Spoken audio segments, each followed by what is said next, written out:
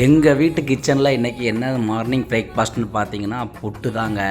எங்கள் அம்மா கிட்ட போய் நான் புட்டு செஞ்சு கொடுமான்னு சொல்லி கேட்கும்போது, பிரியாணிலாம் பண்ணுற உனக்கு புட்டு செய்ய தெரியாதுன்னு சொல்லி என்ன கேட்டாங்க. சரி நீ சொல்லி கொடு நான் கற்றுக்கிறேன்னு சொல்லிட்டு நானும் கற்றுக்கிட்டு புட்டு அவிச்சி எடுத்துட்டேன். பாருங்கள், உள்ள தேங்காயெலாம் நிறைய ஸ்டஃப் பண்ணி எவ்வளோ அழகாக வந்திருக்கு பாருங்கள். எனக்கே ஆச்சரியமாக இருந்துச்சு. ஆனால் ரொம்ப ரொம்ப சிம்பிளான ஒரு விஷயம். இவ்வளோ நாளாக நான் இது பண்ணாமல் இருந்திருக்கேன். இதுக்கப்புறம் ரெகுலராக சாப்பிடணும். பாருங்கள் எவ்வளோ அழகாக கேக் மாதிரி கட் ஆகுதுன்னு சொல்லிட்டு. இது கூட அப்புறமா சீனி அப்படியே மலை சாரல் மாதிரி தூவி விட்டுட்டு நல்லா மிக்ஸ் பண்ணிவிட்டு நானும் அக்கா பையனும் எடுத்து சாப்பிட்டு பார்த்தோம் பாருங்கள். உண்மையிலே சூப்பராக இருக்குது. எனக்கு புட்டு ரொம்ப ரொம்ப ரொம்ப பிடிச்ச ஒரு டிஷ்ஷு. ரொம்ப நாள் கழித்து சாப்பிட்ட ஃபீல் செமையாக இருந்துச்சு.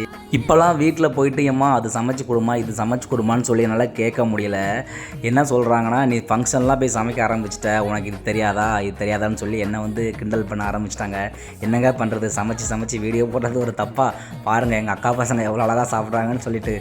நான் போடுற வீடியோ பிடிச்சிருந்துன்னா ஒரு லைக் அண்ட் சப்ஸ்கிரைப் மட்டும் பண்ணிவிட்டு போயிருங்க. இப்போ தான் 1000 சப்ஸ்கிரைபரை ரீச் பண்ணியிருக்கேன்.